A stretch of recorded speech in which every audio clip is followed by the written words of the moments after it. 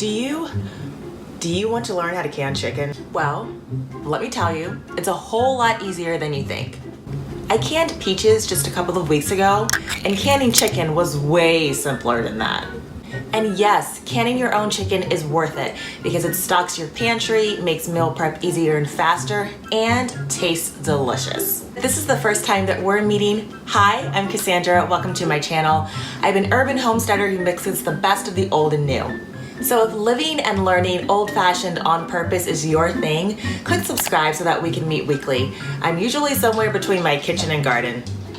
Now let's get started canning our chicken. For this recipe, you will need pint or quart wide mouth jars, canning rings, jar lifters, canning lids, a funnel, bowls, and optional are canning salt and other seasonings you might be using, vinegar, and I'd like you to meet my 16-quart canner, Edna. She's a vintage 1960 canner.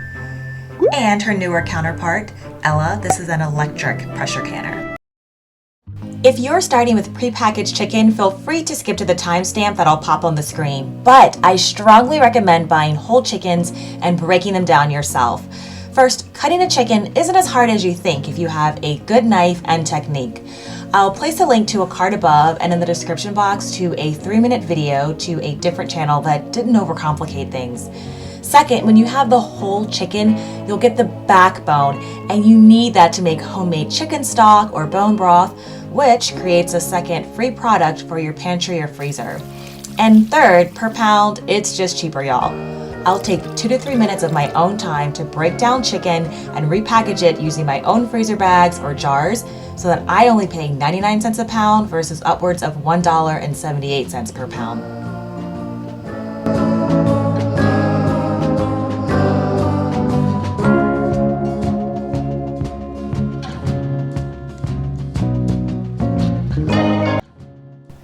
As you break down your chickens, be sure to separate the pieces into your bowls.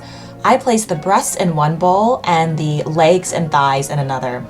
I always save and freeze my wings since we prefer to eat them fried or baked, and in a separate bag I'll freeze the chicken back until I have enough to make a big batch of chicken broth I'll can.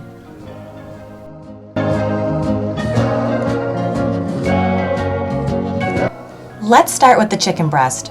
I'm a fan of setting up assembly lines in my kitchen that make batch work easier, reduce cleanup, and keep things sanitized.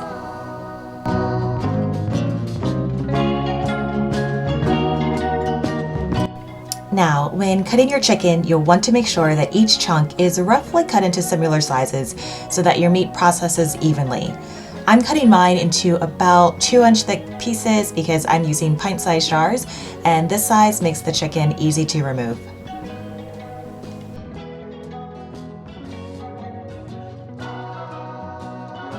Here's a close-up of my diced chicken. You'll notice that I left some of the skin pieces attached, and this is because fat is flavor. So feel free to leave the skin on or remove it. It's truly your preference. This is the step where if you want to add several sprigs of fresh rosemary, oregano, a pinch of salt, or other seasonings to the jar, you do that first, then place your chicken on top. I'm an ingredient canner, so I don't ever want to be locked into any taste or flavor, so I can the majority of my chicken plain because I don't know if this is eventually going to be chicken salad or chicken patties or used for chicken buffalo dip, and I like that flexibility, which is why I leave the flavoring agents out. But this is totally your choice. I'm now pointing out how you'll want to pack your jars about 1 inch to 1.5 inches from the top. Use the jar rim as a quick measure and don't overstuff or you'll risk your jars not sealing. Now, there's no need to add any liquid to the jars. In fact, don't add any liquid because as the chicken cooks, the natural juices will release and the chicken will make its own delicious broth. I know, how cool is that? This rule follows the National Food Preservation Guidelines. And yes, the broth is delicious. I save mine to cook my rice, noodles, or anything else in. Promise me now that you will not pour that liquid gold down the drain. Next, run your finger around the rims of each of your jars to ensure that there are no cracks or chips that might prevent a seal. You'll also want to wipe each rim with a wet cloth to ensure a strong, clean seal. Vinegar does just the trick. Next, add a brand new sealing lid and ring to each jar. You'll secure the rings using the fingertip tight method, which just means that you're not looking to use the strength of your wrist as you screw on the rims. The pressure from your fingertips is all it takes. This allows the lids to have some room to vent as they process, which creates the seal.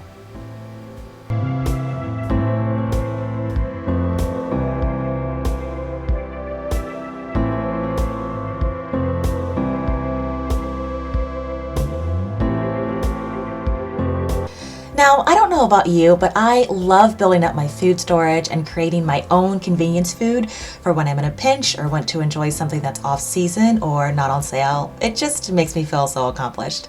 All right, let's move back to jarring up the other pieces. All right, sometimes you have to finagle how you put in boned in chicken pieces, but I've learned to do it like this. Alternate the direction of your drumsticks so that you can have a closer fit and snugly fit in more chicken. Also, I like to turn my chicken so that the skin side is to the outside of the jar, and this just helps reduce any sticking and residue on your jar, but it's not a hard rule.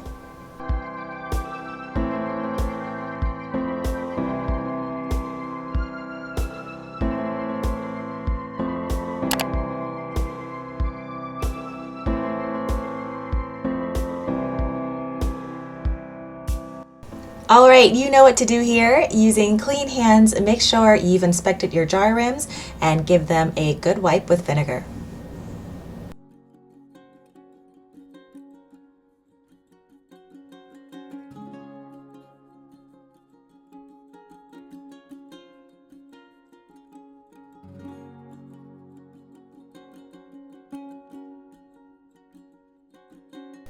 Alright, I'm going to show you how to use an electric canner to can the chicken breast and my traditional 16-quart canner to can the drumsticks and thighs. First, you'll add your pressure pot and jar to the canister, and then place your jars on the rack. And to this, you will add 4 cups of room temperature water.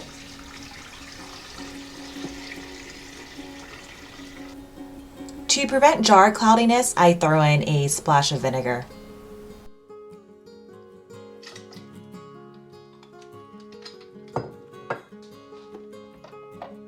Next, you'll pull down the lid and turn it to the right to ensure the lid lock feature is activated.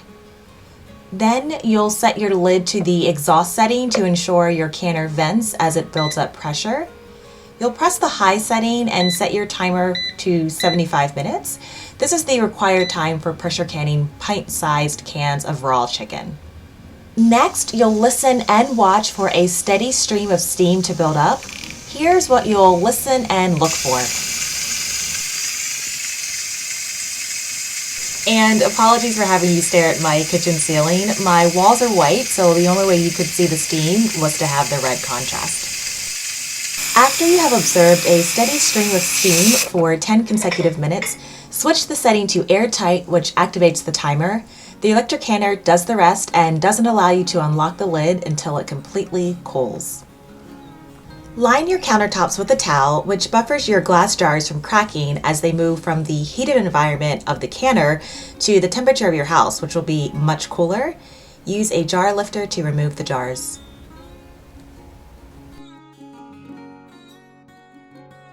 Here it is, y'all. Do you see the natural juices, the broth that the chicken created? This stuff is delicious. Be sure to cover the jars with the towel and allow them to sit unbothered for 12 hours. Let's move to our pressure canner. My canner was passed on to me and dates to the 1960s and still works like a champ. We'll pretty much follow the same steps I just shared. For my canner, I place the rack in and add enough water to cover the jars at around a quarter of their height.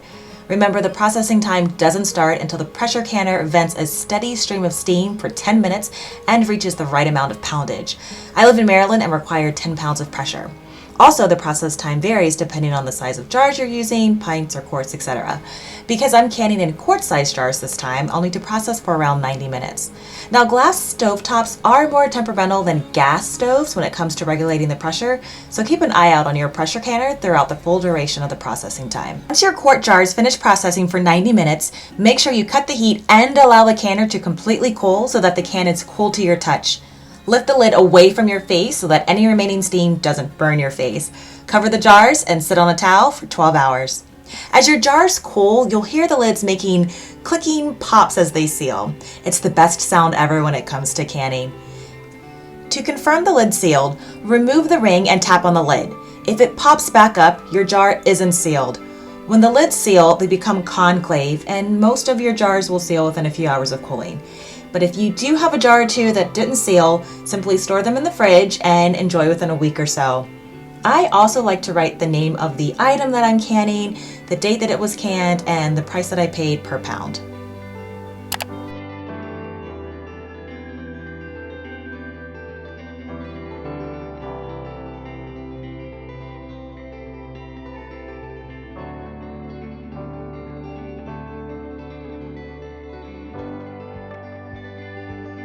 Congratulations, you did it. I told you it was super easy, right? If you enjoyed this video, please give it a thumbs up and comment below. I'd love to hear from you. What do you plan to can this season? Is there a different way that you like to can your chicken? Drop a comment below, I'd love to know.